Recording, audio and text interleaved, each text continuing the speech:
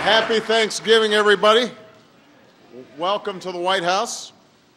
On behalf of Sasha and Malia and myself, we're thrilled to see you. I want to thank Walter Pelletier, Chairman of the National Turkey Federation, and Joel Brandenberger, its president, for donating this year's turkey. His name is Courage. He traveled here from Goldsboro, North Carolina, where he was raised under Walter's own precious care. There you go. Walter. Now, the National Turkey Federation has been bringing its finest turkeys to the White House for more than 50 years. I'm told President Eisenhower and Johnson actually ate their turkeys. You can't fault them for that. That's a good-looking bird. President Kennedy was even given a turkey with a sign around its neck that said, "Good eatin', Mr. President." But he showed mercy. And he said, let's keep him going. And 20 years ago, this Thanksgiving, the first President Bush issued the first official presidential pardon for a turkey. Now, today, I'm pleased to announce that thanks to the interventions of Malia and Sasha, because I was planning to eat this sucker, Courage will also be spared this terrible and delicious fate. Later today, he'll head to Disneyland, where he'll be Grand Marshal of tomorrow's parade. And just in case Courage can't fulfill his responsibilities, Walter brought along another turkey, Carolina, as an alternate, the stand-in.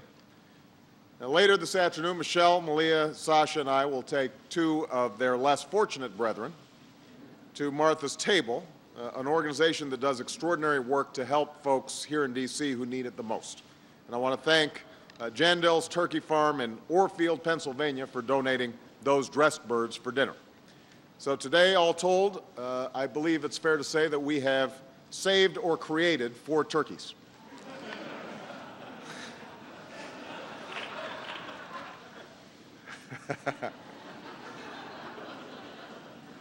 You know, there are certain days that remind me of why I ran for this office. And then there are moments like this where I pardon a turkey and send it to Disneyland.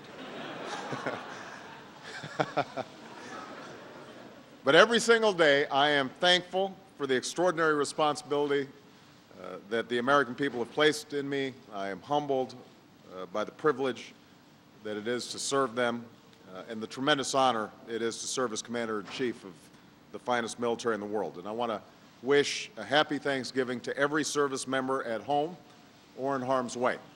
We're proud of you, and we are thinking of you, and we're praying for you.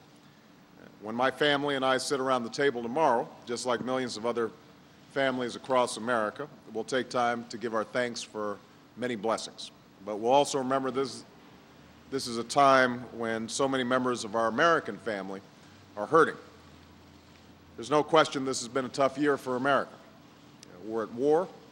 Our economy is emerging from an extraordinary recession into recovery, but there's a long way to go and a lot of work to do. In more tranquil times, it's easy to notice our many blessings. It's even easier to take them for granted. But in times like these, they resonate a bit more powerfully. When President Lincoln set aside the National Day of Thanksgiving for the first time to celebrate America's fruitful fields, healthful skies, and the strength and vigor of the American people, it was in the midst of the Civil War, just when the future of our very union was most in doubt. So think about that. When times were darkest, President Lincoln understood that our American blessings shined brighter than ever. This is an era of new perils and new hardships, but we are, as ever, a people of endless compassion, boundless ingenuity, limitless strength. We're the heirs to a hard-earned history and stewards of a land of God-given beauty. We are Americans, and for all this, we give our humble thanks to our predecessors, to one another, and to God. So on this quintessentially American holiday, as we give thanks for what we've got, let's also give back to those who are less fortunate. As we give thanks for our loved ones, let us remember those who can't be with us. And as we give thanks for our security, let's in turn thank those who've sacrificed to make it possible, wherever they may be. Now, before this turkey gets too nervous that Bo will escape and screw up this pardon, or before I change my mind, I hereby pardon Courage so that he can live out the rest of his days in peace and tranquility in Disneyland. And to every American, I want to wish you, on behalf of myself, Malia, Sasha, and Michelle, the happiest of Thanksgivings. Thank you very much, everybody. Let's do the official pardon here. All right. Whoa. All right. Is there an official gesture? Courage. You are hereby pardoned. You will live in Disneyland.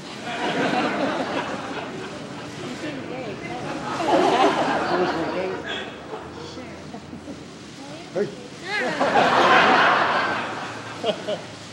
All right. He's like a large chicken. He is like a large chicken. Boy's observation. All right. I don't know about the haircut, though. Well, thank you very much. Thank you both.